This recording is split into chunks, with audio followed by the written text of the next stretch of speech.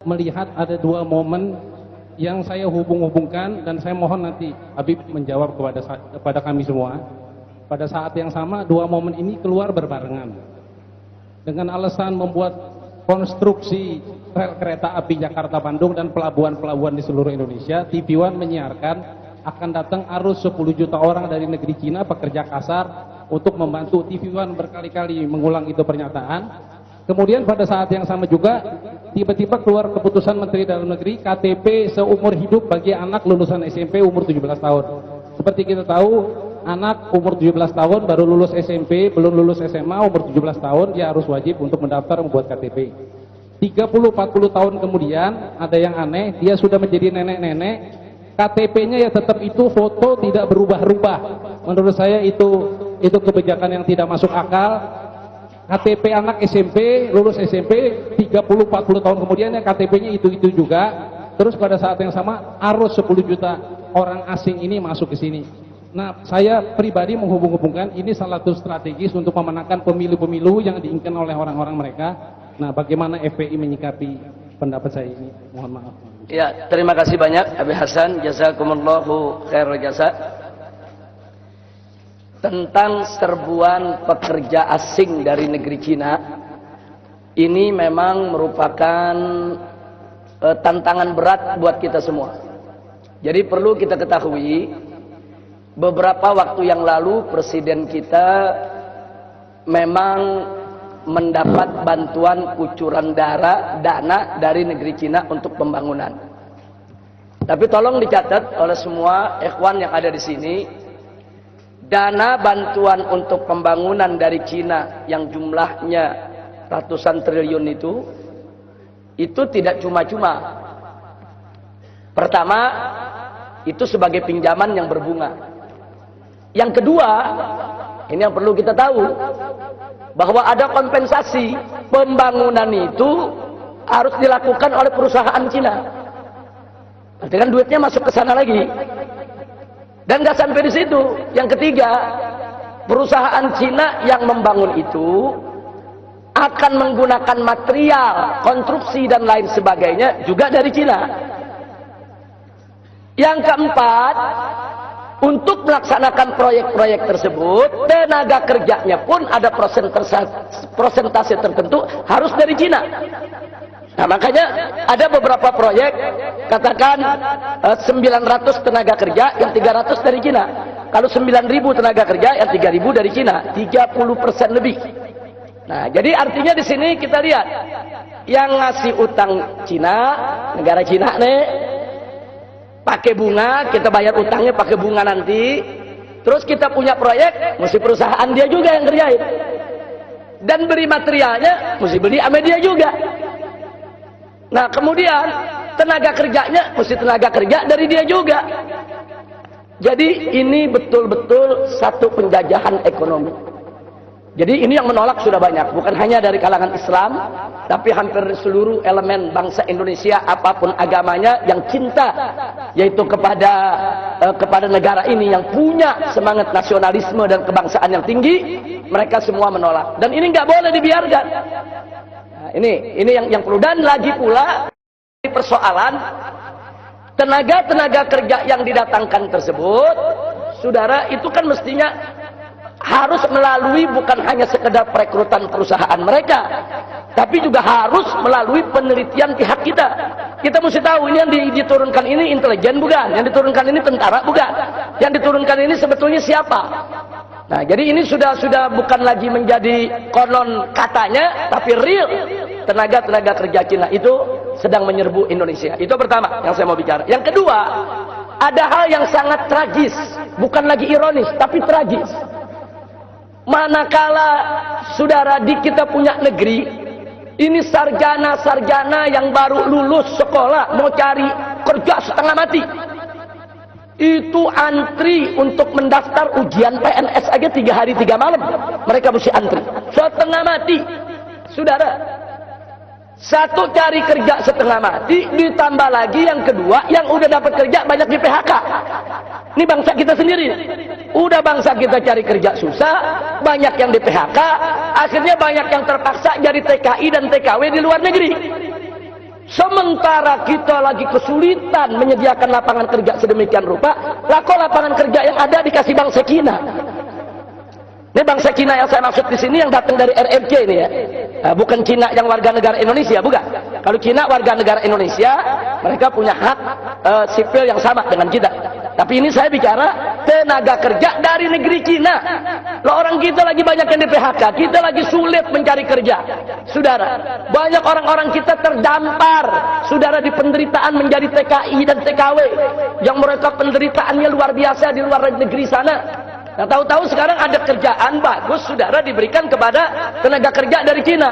Dan yang lebih tragisnya lagi, saudara, banyak tenaga-tenaga kerja dari Cina tersebut, saudara, standar gajinya di atas standar gaji kita. Ini mau dibawa kemana ini negeri? Saya khawatir kalau ini terus-menerus dibiarkan, besok akan terjadi revolusi sosial yang luar biasa di negeri ini. Hati-hati, saya ingatkan kepada pemerintah, hati-hati, ini masalah ketenaga kerjaan, masalah mencari nafkah, ini masalah yang sangat serius, harus menjadi perhatian, dan ini mesti di stop, nggak boleh dibiarkan, saudara. Kita mau kerjasama dengan negeri Cina, silakan. Kita mendapatkan dana bantuan dari negeri Cina, sah-sah saja untuk pembangunan, silakan, no problem, saudara. Tapi jangan ada persyaratan utang tadi itu, saudara. Persyaratannya kita mesti pakai perusahaan mereka, yang bangun mesti mereka, materialnya beli dari mereka, tenaga kerjanya dari mereka. Apa-apaan ini, saudara? Ini penjajahan ekonomi, ini penjajahan ekonomi. Dan ingat, 350 tahun kita dijajah oleh Belanda, itu yang 200 tahun yang menjajah kita perusahaan, bukan pemerintah Belanda, saudara. VOC, VOC itu perusahaan. Perusahaan perkebunan, perusahaan pertanian, saudara, yang punya uang banyak, yang menyewa, yaitu jawara-jawara untuk centeng-centeng mereka, bahkan membentuk pasukan bersenjata. Itu yang jajah Indonesia. 200 tahun lebih kita dijajah oleh perusahaan Belanda, bukan pemerintah Belanda, bukan. Baru setelah 200 tahun, perusahaan tersebut mengalami kebangkrutan, diserahkan kepada pemerintah Belanda untuk menjajah Indonesia. Nah, jadi artinya hati-hati, jangan sampai besok Indonesia ini dijajah oleh perusahaan Cina, saudara. Kita lagi diserbuin oleh perusahaan-perusahaan Cina, saudara. Mereka akan jajah kita. Dan jangan lupa, pengusaha-pengusaha tersebut, saudara, dengan akses yang mereka miliki, dengan finansial yang mereka punya, mereka mampu untuk membentuk security-security yang dipersenjatai, security-security yang dilatih. Saudara, jangan kaget, saudara. Kalau sekarang ini banyak orang keturunan di Indonesia ini rame-rame daftar jadi anggota Perbakin. Kalau mereka daftar jadi anggota Perbakin, artinya apa? Mereka boleh bawa senjata, mereka boleh punya senjata, mereka boleh menggunakan senjata, walaupun alasannya untuk olahraga atau untuk berburu, saudara. Nah, kenapa orang-orang pribumi pada nggak jadi anggota Perbakin? Ya karena bayarnya mahal untuk bikin kartunya, saudara. Tapi bagi mereka, sekedar bayar 3 juta, 5 juta, 10 juta, kecil, saudara. Dapat beli senjatanya cuma 20 juta, saudara, dapat senjata bagus kok. Ini bahaya. Jadi hati-hati, ini negeri kita ala khatarin azim, dalam posisi yang sangat-sangat berbahaya. Jadi saya sepakat itu, tapi ini kita nggak bisa sikapi hanya dengan ceramah, hanya dengan tabligh, tapi harus ada gerakan konkret, real. Bagaimana untuk mencegah ini semua? Kita harus kirim delegasi ke DPR, kita harus pertanyakan itu ke DPR, khususnya Komisi 1 bidang politik dan keamanan, saudara, untuk mencegah ini semua. Kita harus tekan presiden, kita harus tekan pengambil kebijakan, nggak boleh negeri ini dilelang begitu saja, saudara. Sekarang kita lihat, saudara, ini kekuatan pengusaha-pengusaha Cina non-Muslim di Indonesia besar. Mereka punya kerjasama yang kuat dengan perusahaan Cina yang ada di RRC. Makanya sekarang proyek reklamasi, saudara. Begitu seorang menteri yang punya nasionalisme, punya semangat kebangsaan, cerdas, rajin, bagus, berani, seperti Pak Rizal Ramli, saudara. Dia protes itu reklamasi pantai Jakarta. Dia tolak itu reklamasi daripada pulau di sana. Akhirnya ribut dengan Ahok, saudara. Apa yang terjadi? Bukan Ahok yang digusur, Rizal Ramli yang diberhentikan. Ada apa? Sebab ini proyek reklamasi pantai, saudara. Ini reklamasinya sudah berjalan, duit triliunan dari investor Cina sudah masuk. Saudara, mereka sudah buat gambar apartemen-apartemen di 17 pulau, dan mereka sudah buat iklan, yaitu animasi, dan itu iklan disiarkan di televisi di Beijing, sehingga pengusaha-pengusaha Cina beli itu apartemen. Apartemennya belum dibangun, nguruknya belum selesai, saudara, unitnya udah habis laku.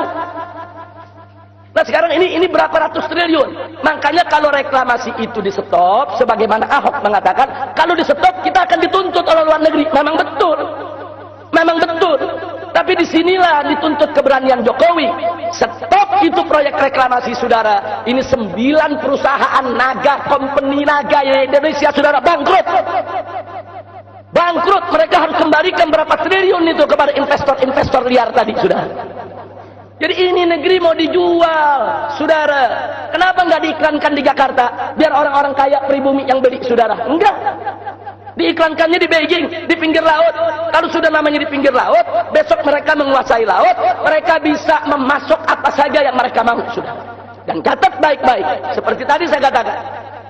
Mereka memberikan dana. Perusahaannya harus perusahaan dari Cina. Materialnya material dari Cina, tenaganya tenaga dari Cina. Nah sekarang mereka kirim nih material dari Cina, termasuk pipa-pipa besar untuk ditangkap di pantai reklamasi pengurukan tanah. Begitu dibawa itu pipa-pipa besar sampai di Tanjung Priok, isinya narkoba. Fakta, saudara. Ini bukan konon katanya, berapa ton narkoba yang dimasukkan ke Indonesia, saudara. Ada apa dengan negeri kita ini? Biadab ini. Udah mereka ngambil apa namanya, mereka berikan kita pinjaman, kita harus bayar dengan bunga, ditambah kita mesti pakai perusahaan mereka, kita mesti pakai material mereka, kita mesti pakai tenaga kerja mereka. Mereka manfaatkan menguasai laut untuk masukkan narkoba. Nah, jadi ini nggak boleh dibiarkan. Ini semua punya kaitan. Jadi saya sepakat dengan Habib Hasan, ini harus disoroti, dan FPI sangat serius menyoroti persoalan ini. Nah, adapun soal KTP dan lain sebagainya, saya tidak ingin memberikan ulasan yang panjang, tapi keresahan Habib Hasan sebetulnya keresahan kita semua. Nah, artinya KTP itu memang seyogianya tidak seumur hidup, tapi ada fase-fase tertentu, 5 atau 10 tahun, kan ada perubahan status seseorang. Perubahan dia udah kawin atau belum, perubahan apakah dia pekerja atau anak sekolah. Nah ini kalau nggak dimuat di KTP seumur hidup, sampai nenek-nenek masih pelajar gitu. KTP kita bikin umur 17 tahun, statusnya apa? Pelajar SD, kan begitu. Pelajar SM atau SMA, saudara. Nah begitu umur kita 50 tahun nggak diganti-ganti, masih pelajar, belum kawin terus tuh. Bagi yang laki jadi modal kawin lagi tuh. Nah, jadi saya pikir betul yang dikatakan Habib Hasan tadi, memang tidak realistis. Mesti ada fase tertentu untuk diperbarui. Tapi saya sepakat kalau biayanya dibebaskan. Nah, boleh dibuat ulang 10 tahun sekali tapi tanpa biaya. Nah, ini yang perlu saya sampaikan. Terima kasih Habib Hasan. Jazakumullahu khairan jazaa atas apa yang disampaikan oleh beliau barusan.